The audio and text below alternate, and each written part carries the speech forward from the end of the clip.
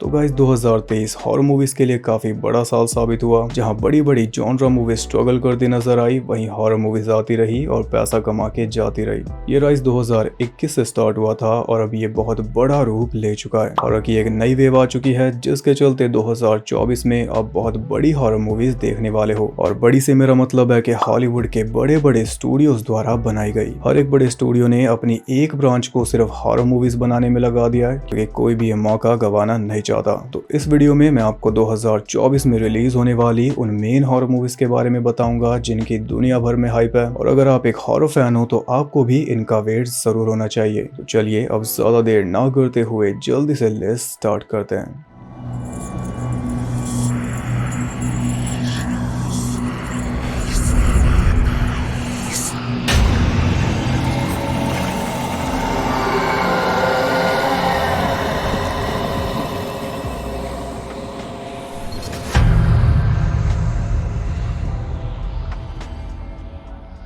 साल की सबसे पहली हॉरर मूवी होगी नाइट स्विम, जो कि 5 जनवरी को रिलीज होगी, यानी कि इस वीडियो के आने से पहले रिलीज हो गई होगी। बाय द वे इस वीडियो पे 5 जनवरी से पहले से काम चल रहा था। इसे बनाया है जेम्स वॉन और ब्लम हाउस ने, और इसका कॉन्सेप्ट जो है वो थोड़ा न्यू है। एक फैमिली एक नए घर में शिफ्ट होती है, जिसके बैकयार्ड में एक स्विमिंग पूल भी है। और खास बात यही है कि वो स्विमिंग पूल हॉन्टेड है। उसके अंदर या तो कोई क्रिएचर रहता है या कोई स्पिरिट, या फिर उसके अंदर कोई पोर्टल है दूसरी दुनिया का। वो तो मूवी देख कर ही पता चलेगा। और नाइट स्विम कई सारे लोगों का जेन्युइन फियर है। जैसे कि अगर रात में हम नहाते भी हैं तब भी एक अजीब सी फीलिंग हमारे अंदर रहती है। उससे भी ज्यादा अनसेफ फीलिंग तब आती है जब आप रात में स्विमिंग कर रहे हो। ऐसा एक डर रहता है कि कोई नीचे ना खींच ले या कोई मेरे पीछे ना हो, क्योंकि एक टाइम में आप चारों तरफ तो देख नहीं सकते। तो हमेशा जब भी आप मुड़ते हो आपको यही डर रहता है कि कोई यहाँ तो नहीं, वहां तो नहीं, या फिर पानी के नीचे तो नहीं। बस उसी डर को पकड़कर एक पूरी मूवी बना दी गई है, जिसका प्लॉट ऑब्वियसली इससे कहीं ज्यादा होगा, क्योंकि इस छोटी सी बात पे तो मूवी बन नहीं सकती। 1.5 घंटे की मूवी में बस यही तो नहीं दिखा सकते ना।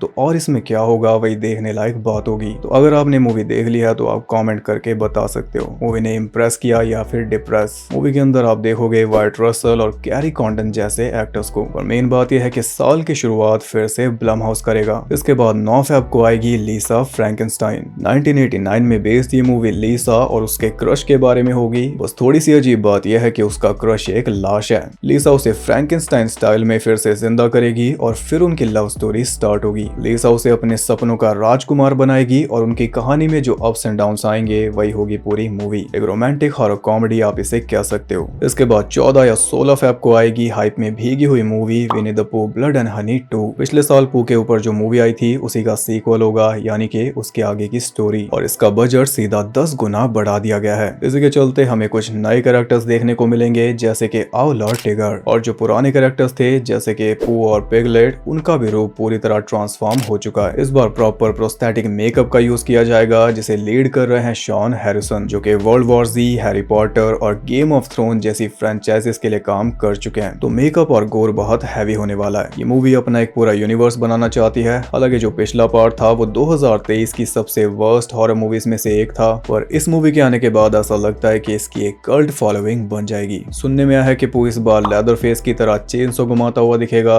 क्योंकि इस बार वो अपना किल काउंट बढ़ाएगा। 30 से ज्यादा डेथ इस मूवी में दिखाई जा सकती है, क्योंकि ये सीधी सीधी इंस्पिरेशन ले रही है टेरिफायर 2 से। इसके अलावा इस यूनिवर्स में 2 और मूवीज आने वाली हैं। एक होगी बैम्बी के ऊपर और एक पीटर पैन के। और बाद में इन सब का आपस में क्रॉसओवर भी होगा। जितने भी बच्चों के फेवरेट शो रहे हैं उन सबको हॉरर ट्रीटमेंट मिलने वाला है। अभी लेटेस्ट इस लाइन में आ चुका है मिकी माउस। उसके ऊपर भी एक हॉरर मूवी आने वाली है, पर उसके बारे में मैं नहीं बता रहा क्योंकि कुछ खास नहीं है। पर ये बात फिक्स है कि आगे जाकर ये एक अलग सब जॉनरा बनेगा, जिसमें पैसे की बारिश होगी। फिर 8 मार्च को आएगी एक और Blum house movie imaginary. Megan की सफलता के बाद ब्लम हाउस ने कई सारी हॉरर मूवीज को ग्रीन लिट किया था। नाइट स्विम और ये दोनों उसी में से हैं। इसे भी एक किलर टॉय मूवी आप कह सकते हो, लेकिन एक गहरे और डार्क आइडिया के साथ। ब्लम हाउस फिर से नए आइडियाज पे आ चुका है, जो कि बड़ी अच्छी बात है।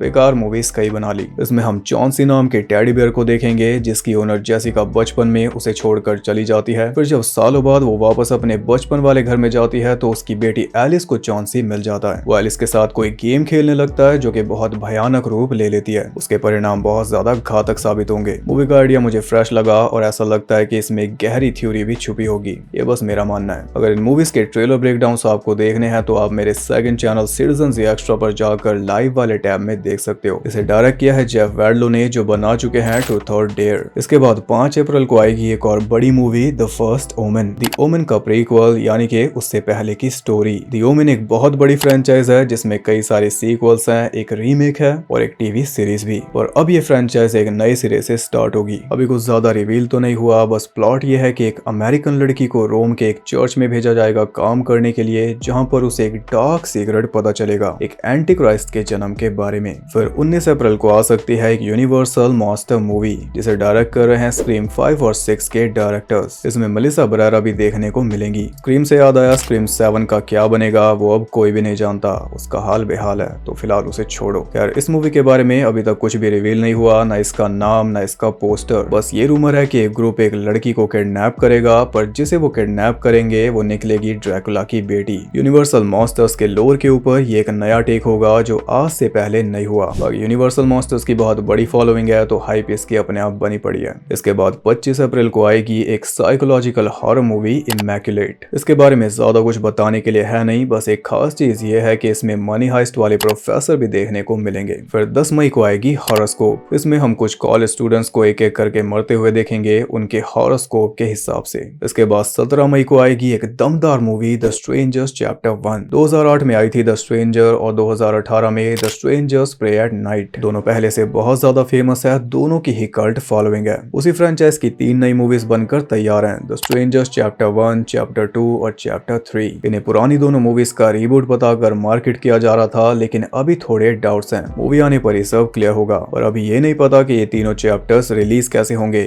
एक ही महीने में या एक महीने के गैप में या फिर 1 साल के गैप में। शायद ये चैप्टर 1 रिलीज होने के बाद तय होगा। मुझे याद है कि द स्ट्रेंजर्स के अंदर एक बहुत ही क्रीपी लाइन थी। उसमें एक विक्टिम स्ट्रेंजर से पूछती है कि तुम ये सब क्यों कर रहे हो, तो एक स्ट्रेंजर बोलती है कि क्योंकि तुम घर में थे। अब इन नई मूवीज में हमें किलर्स के बारे में बताया जाएगा कि वो कौन थे और कहां से आए थे। यही जानने के लिए पूरी दुनिया सालों से पागल है। इस साल ये ट्रिलॉजी बहुत ज्यादा मेन रहेगी। फिर 7 जून को आएगी द वॉचर्स, जिसे बनाया है एम नाइट श्यामलान की बेटी ईशाना श्यामलान ने। ये ईशाना की पहली फिल्म होगी एज अ राइटर और डायरेक्टर। इसके अलावा 2 अगस्त को श्यामलान की मूवी आएगी ट्रैप, जिसके बारे में फिलहाल कोई भी जानकारी है नहीं, पर बाप बेटी दोनों की मूवी सेम साल में रिलीज होंगी। फिर 28 जून को आएगी much awaited movie A Quiet Place Day 1। Quiet Place franchise की 3rd मूवी जो कि एक स्पिन ऑफ प्रीक्वल होगा, यानी कि इसमें एबर्ट फैमिली देखने को नहीं मिलेगी। इसमें थोड़े अर्ली डेज दिखाए जाएंगे। इसे डायरेक्ट किया है माइकल सार्नोस्की ने, जिन्होंने 2021 में पिग मूवी बनाई थी निकोलस केज वाली। बाकी इसके अलावा अ क्वाइट प्लेस का पार्ट 3 भी आएगा 2025 में। अब ये यूनिवर्स भी फैल रहा है। इसके बाद 9 अगस्त को आएगी एक ऐसी मूवी जो मुझे देखनी है, स्पीक नो इविल, जो कि हॉलीवुड रीमेक है 2022 की सेम नाम की डैनिश फिल्म का। ये रीमेक बना रहा है ब्लमहाउस। लीड रोल में होंगे जेम्स मैकअवॉय और इसे डायरेक्ट कर रहे हैं ईडन लेक बनाने वाले जेम्स वॉटकिंस, यानी कि टेंशन बहुत हाई होगी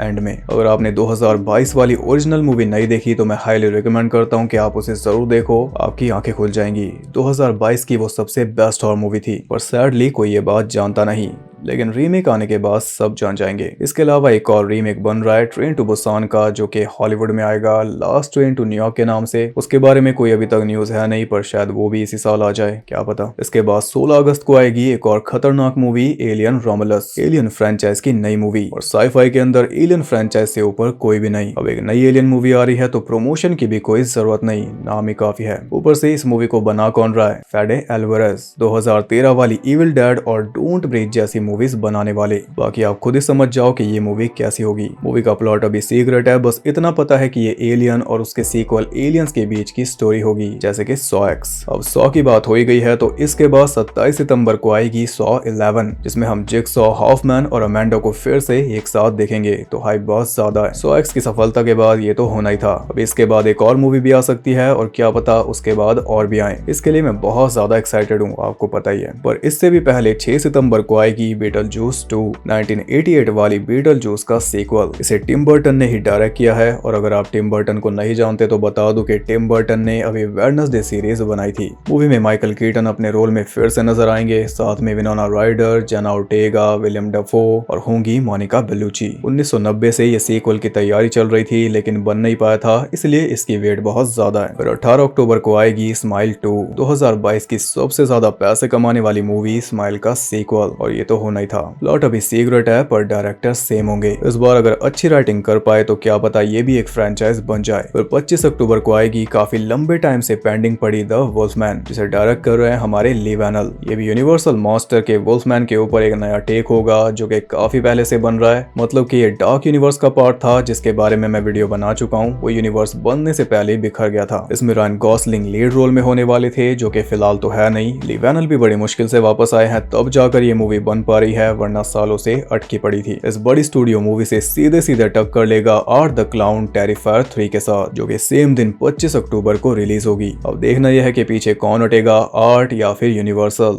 देखने लायक बात होगी। इस बार हैलोवीन के बजाय आर्ट तबाही मचाएगा क्रिसमस में, और ये मूवी ऑलरेडी कंट्रोवर्सी में आ चुकी है क्योंकि इसका वायलेंट नेचर नहीं रुक रहा। डायरेक्टर ने तो साफ बोल दिया कि भाई मैं नहीं रुकने वाला। क्या पता इसमें आर्ट की थोड़ी बैक स्टोरी जानने को मिल जाए जो कि हम सब जानना चाहते हैं, पर इतना कंफर्म है कि सियाना वापस आएगी और साथ में क्रिस जेरिको भी। इस बार बजट और भी ज्यादा बड़ा है तो गोर और ज्यादा होगा, और इसके बाद हमें टेरिफायर 4 भी पक्का देखने को मिलेगी। फिर साल का एंड होगा नॉस्फेराटू के साथ। ये 1922 वाली नॉस्फेराटू का सीक्वल होगा जिसे बना रहे हैं रॉबर्ट एगर्स। द विच और द लाइट हाउस जैसी मूवीज बनाने वाले। ये मूवी 2015 में अनाउंस हुई थी और अब जाकर 2024 के एंड में रिलीज होगी। इसमें काउंट ऑरलॉक यानी कि ड्रैकुला का रोल करेंगे बिल स्कार्सगार्ड, जो कि पेनीवाइज के रोल से फेमस हैं। बाकी कास्ट मेंबर्स भी दमदार हैं जैसे कि विलियम डफो, निकोलस हॉल्ट, लिली रोज डेप, आरन टेलर जॉनसन वगैरह। ये साल की सबसे बड़ी मूवी बन सकती है। ये तो हो गई वो सारी मूवीज जिनकी डेट्स अनाउंस थी। इनके अलावा और भी कई सारी मूवीज हैं जो कि बीच में रिलीज होंगी और साथ के साथ उनकी डेट्स अनाउंस होंगी, जैसे कि जॉर्डन पील की 4th फिल्म जिसका टाइटल भी बाद में रिवील होगा और उसकी हाइप आपको पता ही है। गेट आउट अस के बाद तो जॉर्डन पील का क्रेज बहुत ज्यादा है। इसके अलावा टाई वेस्ट की मैक्सीन एक्स का सीक्वल। इससे पहले एक्स का प्रीक्वल आया था पर्ल, और पर्ल के बाद मिया गॉथ की एक इमेज बन चुकी है फीमेल अमेरिकन साइको वाली। तो इस मूवी की हाइप भी अपने आप बन चुकी है क्योंकि एस्ट्रोलॉजी में 3 मूवीज हैं, तीनों स्लैशर्स हैं, लेकिन तीनों की टोन्स अलग हैं। ये बहुत ही कम फ्रेंचाइजीज में होता है, इसलिए ये फ्रेंचाइज अभी टॉप पर है। आई मीन लोकी अंडररेटेड वाली में। इसके अलावा एक नई Silent Hill movie Return to Silent Hill. अगर साइलेंट हिल मूवीज आपने नहीं देखी तो ध्यान रहे कि आप देख लेना। हॉरर गेम्स के ऊपर बनी उनसे अच्छी मूवीज आपको देखने नहीं मिलने वाली। इसके अलावा फेसेस ऑफ डेथ का रीमेक, विच बोर्ड का रीमेक, अलेक्जेंड्रे एजा की नेवर लेट गो,